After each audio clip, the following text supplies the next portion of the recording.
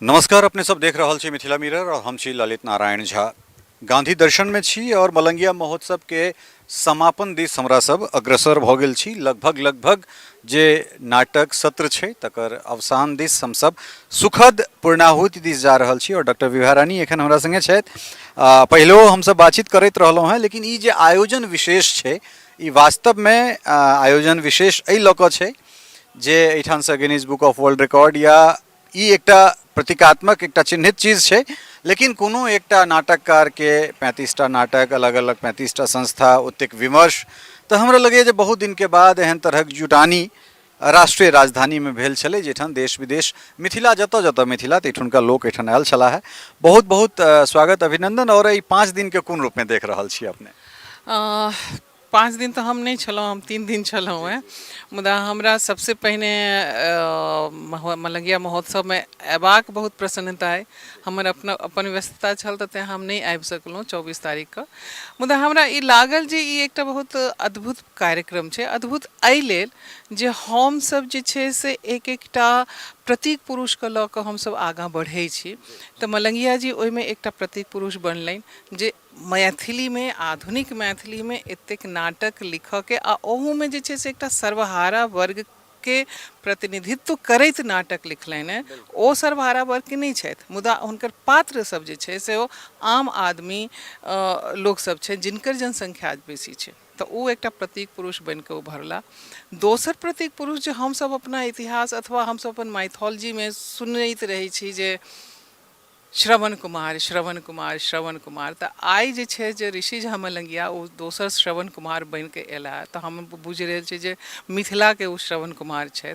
तऽ ओहि हिसाब से तेसर जे छै जे ई जकरा जकरा सँ हम जिनका सँ हम गप केलिए या चर्चा केलिए जे 35 नाटक 5 दिन में भऽ रहल छै, 5 दिन के महोत्सव एकटा साहित्यकार पर भऽ रहल छै, तऽ सबके सुनि कऽ एतेक अद्भुत लागि रहल छलै। ई मने मैथिली भाषी के तऽ पता छैहे, हम जे नॉन मैथिली भाषी सब जे छला ओहिठाम बम्बई में हम जिनका से चर्चा करै छलहुँ तो सब सुनि कऽ लगे अच्छा इतना बड़ा कार्यक्रम हो रहा है, ऐसे हो रहा है। तो ई जे एकटा जे छै से इन्फॉर्मेशन छै, ई एकटा जे एक्टिविटीज छै, जे गतिविधि भेलै, समारोह भेलै, ई सब लग जे छै से नोटिस भऽ रहल छै। आई बहुत पैघ काज छै एकटा। आ तेसर जे चीज जे छै से एखनो धरि मैथिली में, मैथिली साहित्य में नाटक के ओ स्थान जे छै से नहीं भेट रहल छै। मलंगिया जी के काज आई Guinness book of world record में जे हुनकर नाम एलनि एज ए नाटककार, एज ए स्क्रिप्ट राइटर, तो ई जे छै से आब साहित्य में और मैथिली साहित्य में नाटक के प्रतिस्थापना, नाटक के जकर के एलिवेशन हम कहि सकै छी, जे नाटक के एलिवेशन छै, तऽ बहुत रास एकरा में जे छै से एकर में उपलब्धि छै। तऽ ई सब उपलब्धि लेल जे छै से हमरा तऽ बहुत प्रसन्नता है। दरअसल जखन मलंगिया जी के देखै छियनि, खास कऽ हुनकर पात्र के देखै छियनि, तऽ अपना ओहिठाम छै जे कोस कोस पर पानी बदले अति 3 कोस पर वाणी वाला जे बात छै, तऽ ताहिमे कोनो बोली समृद्ध होइत भाषा दिस जाइत छै, ओकर व्याकरण डेवलप होइ छै या व्याकरण जे रहलैए ओ मूर्त रूप लैत छै।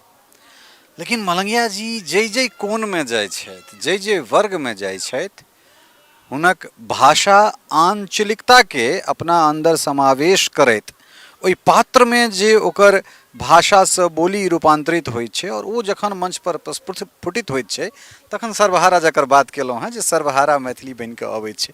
तऽ एखन वर्तमान में या जे विशिष्ट परंपरा रहलैए मैथिली नाटकक, अपने ओहि चीजके जीवैत छी, तऽ ई लगैए जे मलंगिया जी के ई जे विधा छनि, ई जे हुनकर मतलब टेक्निक छनि से हुनका विशिष्ट बनाबै छनि, जे पात्र के हिसाब से भाषा गढ़नाइ, क्षेत्र के हिसाब से, जगह के हिसाब से ओहि जगह पर ओहि पात्र के जीवंत कऽ देनाइ। देखियौ नाटक लिखनाइ जे छै से एक कविता, साहित्य, उपन्यास, कथा लिखऽ से बहुत अलग छै। नाटक विजुअल माध्यम छै, तऽ विजुअल में जे छै से हम जहन नाटक करै छी तऽ हमर नाटक लिखऽ में तऽ छै हम एकांत में लिखब, मुदा जब हम मंच पर रहब तऽ हमरा सोझा में दर्शक छै, तो विजुअल मीडियम छै। तऽ विजुअल मीडियम में हमरा देखऽ पड़ै छै जे हम जे पात्र के गढ़न हम कऽ रहल छी, जाहि परिवेश के हम बात कऽ रहल छी, तो परिवेश की छै ओकरा हम कोना हम देख रहल छी या देखा रहल छी। तहिना पात्र की छै, कोन तरह के ओकर अपन की आर्थिक, सामाजिक, शारीरिक, मानसिक सब स्थिति छै, ओहिमे ओकर पात्र के भाषा के गढ़न होइ छै।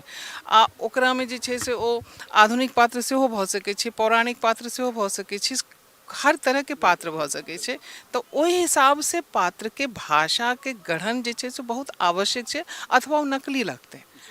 यदि हम एखन आबि एखन ठाढ़ छी आ हम एखन एहि मंचमे जाहि रूपमे हम बाजि रहल छी, तऽ हमर ई भाषा जे छै से एकटा ठीक ठाक भाषा छै। तहिना जे छै से एकटा पात्र जे मलंगिया जी के पात्र अथवा ककरो जे पात्र जे छै से बाजि रहल छै, तो ओ अपन सब चीजसँ संचालित भऽ कऽ बाजि रहल छै। आ ई नाटककार के पहिल सफलता ई होइ छै जो कोहन पात्र के अनुसार से जे छै से केहन भाषा रचि रहल छै। मतलब मलंगिया जी के चूँकि मलंगिया जी कॉमन मैन लेल लिख रहल छथिन, तो कॉमन मैन जे छै ओकर अलग अलग परिस्थिति छै, तो परिस्थिति के हिसाब से जो हुनकर पात्र छै, हुनकर भाषा छै, आ लोक आ समाज रचि रहल छथि। आ लोक आ समाज के बहुसंख्या जे छै से प्रतिशत जे छै से उमर छै। आ ओ अपन हम काल्हिओ हम कहलिए जे ओ परकाया प्रवेश केलनि, ओ अपन जे छै से यदि हम वर्ण व्यवस्था में जाई, जे मिथिला में बिहार में अनफॉर्चुनेटली बहुत पैघ छै, एखनो छै, तऽ ओ अपन वर्ण जे छै तकर ओ परित्याग केलनि हैं, आ ओहि सर्वहारा वर्ग में जे छै से परकाया प्रवेश केलनि हैं। तऽ परकाया प्रवेश अपन केचुल छोड़ि कऽ आनक केचुल आँचक रूप धारण कऽ के आ तहन लिखनाइ जिनाइ, आ लिखनाइ खाली लिखनाइ नहि होइ छै, पहिने जिनाइ होइ छै। तऽ मलंगिया जी सब किछु रहैत ओहि समय में ओहि तरह के लोग सबके लोग लिखलनि हैं, पकड़लनि हैं। तऽ ई बहुत अद्भुत बात छै। मैथिली में एहन जे छै से बहुत कम छै। मैथिली में लिली रे लिखलखिन ओना ओहि हिसाब से, उषा किरण खान लिखलखिन ओहि हिसाब से, मलंगिया जी लिख रहल छथिन। परकाया के बात केलन है, तो अपना ओहिठान ई परंपरा रहलै है जे परकाया में प्रवेश कऽ कऽ चाहे भक्ति परंपरा ली या कोनो ओहिठान स्नेहलता मोदलता बहुत रास जे छै से भक्ति परंपरा में रहलनि हैं, जे अपना आपके ओहि अनुरूपे ओहि रूप में जे छै से अपना आपके बिल्कुल बिल्कुल विसर्जित बिल्कुल बिल्कुल ताहिके बाद ओ ओकरा अंगीकार केलनि हैं। एहिठाम सब संक्षेप में मैथिली नाटकक भविष्य केहन देख रहल छी? मैथिली नाटक के भविष्य जेहन जनता जनार्दन देखते तेहने मैथिली नाटक के भविष्य रहते। किएक तऽ दर्शक के बिना नाटक नहीं भऽ सकै छै। हम कतबो नाटक करी, हम एकल नाटक कऽ रहल छी, करै छी, हमरा क्यों नहीं बजबै छै। तऽ हम अखन अहाँ हमरा पूछब जे मैथिली में एकल नाटक के की स्थिति छै, तऽ हम की कहबै?